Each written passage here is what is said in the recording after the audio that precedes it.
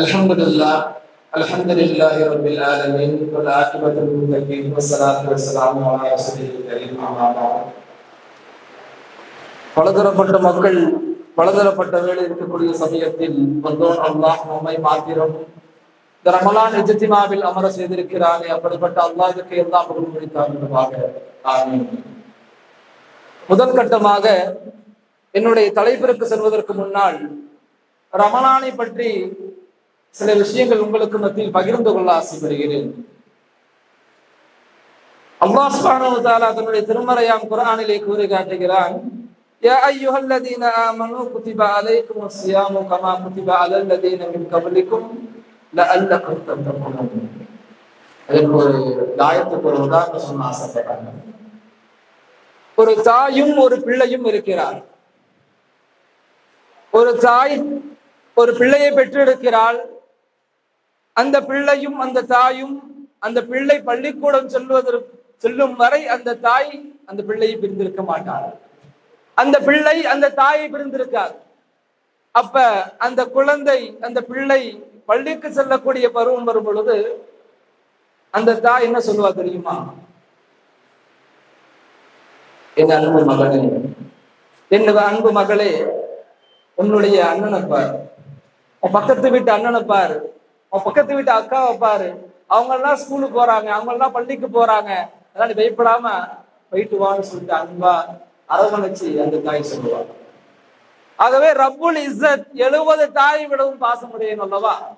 அவன் சொல்லி காட்டுகிறான், யா அய்யுஹல்லதீன ஆமனூ, ஈமான் கொண்ட விசுவாசிகளே, குதிப அலைக்குமுஸ் ஸியாம், உங்களின் மீது நோன்பு என்பது கடமையாக்கப்பட்டிருக்கிறது. நோன்பு கடமையா? 11 மாதங்கள் நாம் தினமும் 3 வேளை உணவு உட்கொள்கிறோம். திடீரென்று ஒரு மாதம் எப்படி சஹர் செய்ததில் இருந்து இஃப்தார் வரை எதுவும் சாப்பிடாமல் எதுவும் பருகாமல் எப்படி இருக்க முடியும் என்ற ஒரு திருக்கம் நம் மனதில் ஏற்படும். அப்ப அல்லாஹ் சுப்ஹானஹு வ தஆலா சொன்னா, பயப்படாதப்பா, உனக்கு மட்டும் இந்த நோன்பு கடமையாகல. எப்படி? உனக்கு மட்டும் இந்த நோன்பு கடமையாகல. கமா குதிப அலல்லதீன மின் கப்லிக்கும் லஅல்லகும் தத்தகூன், உனக்கு முன்னோடு இருந்தார்கள் உன்னுடைய மூதாதையர்கள், அவர்களுக்கும் இந்த நோன்பு கடமையாக்கப்பட்டிருந்தது. எதுக்கு தெரியுமா? லஅல்லகும் தத்தகூன், நீங்கள் இறையச்சவான்களாக ஆகுவதற்காக இந்த நோன்பை அல்லாஹ் உங்களுக்கு கடமையாக்கியிருக்கிறார். அதுபோன்று இந்த 11 மாதங்களில் இல்லாத சிறப்பு,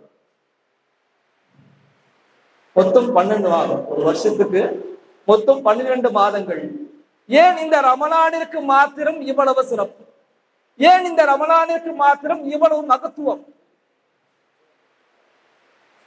அல்லாஹ் சுப்ஹானஹு வ தஆலா திருமறையாம் குர்ஆன்ல சொல்லி காட்டுறான், ஷஹ்ரு ரமலான் அல்லதி உன்ஸில ஃபீஹில் குர்ஆன், இந்த ரமலானுடைய மாதத்தில் தான் புனிதமிகு திருக்குர்ஆன் இறக்கப்பட்டது. இந்த ரமலானுடைய மாதத்தில் தான் சுவனத்துடைய கதவுகள் திறக்கப்படுகின்றது. இந்த ரமலானுடைய மாதத்தில் தான் நரகத்துடைய கதவுகள் அடைக்கப்படுகின்றது. இந்த ரமலானுடைய மாதத்தில் தான் சைத்தான் விலங்கிடப்படுகிறான் என்று பல சிறப்புகளை கொண்ட மாதம் இந்த ரமலான். இன்னொரு ஹதீஸ்ல இவ்வாறு வருகிறது, மன் சாம யௌமன் ஃபீ ஸபீலில்லாஹ் பத்தரல்லாஹு வஜ்ஹஹு அலன்னார் 70 ஹரீஃபா, யார் ஒருவர் பகலிலே அல்லாஹ்வின் பாதையிலே அல்லாஹ்விற்காக நோன்பு நோற்பாரோ அவருக்கு அல்லாஹ் சுப்ஹானஹு வ தஆலா நரகத்தில் இருந்து 70 ஆண்டுகளில் இருந்து அவரை தூரப்படுத்துகிறார் என்பதாக மிஷ்காத்திலே பதிவு செய்யக்கூடிய ஒரு ஹதீஸ். ஆகவே இந்த ரமலானை நாம் முழுமையாக ரமலானுடைய முழு பலாபலன்களையும் பெறக்கூடிய பாக்கியத்தை வல்ல ரஹ்மான் நமக்கு தந்தருள் புரிவானாக. இப்பொழுது என்னுடைய தலைப்புக்கு நான் வரேன். என்னுடைய தலைப்பு என்னவென்று சொன்னால், தினமும் ஒரு நபித்தோழர் என்பதாக என்னுடைய தலைப்பு. இன்னைக்கு அதனுடைய இன்ட்ரோடக்ஷன் மட்டும் பார்த்துட்டு நாளையில இருந்து தினமும் ஒரு நபி தோழரை பற்றி நாம் பார்க்கிறோம் இன்ஷா அல்லாஹ். அல்லாஹ் சுப்ஹானஹு வ தஆலா தன்னுடைய திருமறையாம் குர்ஆன்ல கூறி காட்டுகிறான், ரலியல்லாஹு அன்ஹு வ ரது அன்ஹு,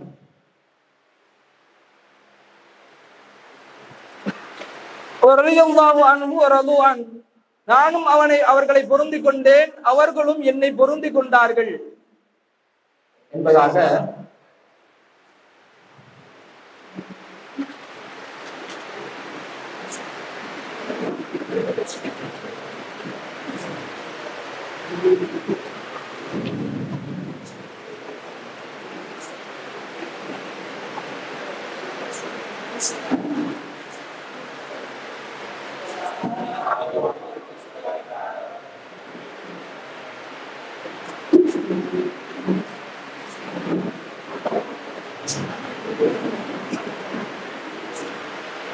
அல்லாஹ் சுப்ஹானஹு வ தஆலா தன்னுடைய திருமறையாம் குர்ஆனில் கூறி காட்டுகிறான், நானும் அவர்களை பொருந்தி கொண்டேன், அவர்களும் என்னை பொருந்தி கொண்டார்கள்.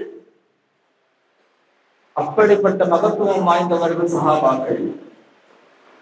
ஒருவரால் பொறியியர் ஆக முடியும், இன்ஜினியர் ஆக முடியும், டாக்டர் ஆக முடியும். ஆனால் எந்த ஒரு மனிதராலும் கியாமத் நாள் வரை சஹாபி ஆக முடியாது. ஒருவர் அதிகமாக தொழுதால் அவரை நாம் தொழுகையாளி என்று சொல்லலாம். ஒருவர் அதிகமாக நோன்பு நோற்றால் அவரை நோம்பாளி என்று நாம் சொல்லலாம். ஒருவர் அதிகமாக இபாதத்துகள் செய்தால் அவர் இபாதத் செய்வார் என்று நம்ம சொல்லலாம். ஆனா எந்த ஒரு நபரையும் இவர் சஹாபி, இவர் நபித்தோழர் என்று எவரையும் இந்த கியாமத் நாள் வரை நம்மளால் சொல்ல முடியாது. அப்படிப்பட்ட அந்த மகத்துவம் வாய்ந்த அந்தஸ்து தான் அந்த சஹாபாக்களுடைய அந்தஸ்து. ஆகவே இந்த வரக்கூடிய காலங்களிலே தினமும் ஒரு நபித்தோழர், தினமும் ஒரு சஹாபி என்ற தலைப்பின் கீழ் ஒவ்வொரு சஹாபியை பற்றியும் நாளையிலிருந்து இன்ஷா அல்லாஹ் பார்த்து வருவோம். வாய்ப்புகளுக்கு நன்றி கூறி விடைபெறுகிறேன். அஸ்ஸலாமு அலைக்கும் வரஹ்மத்துல்லாஹி வபரகாத்துஹு.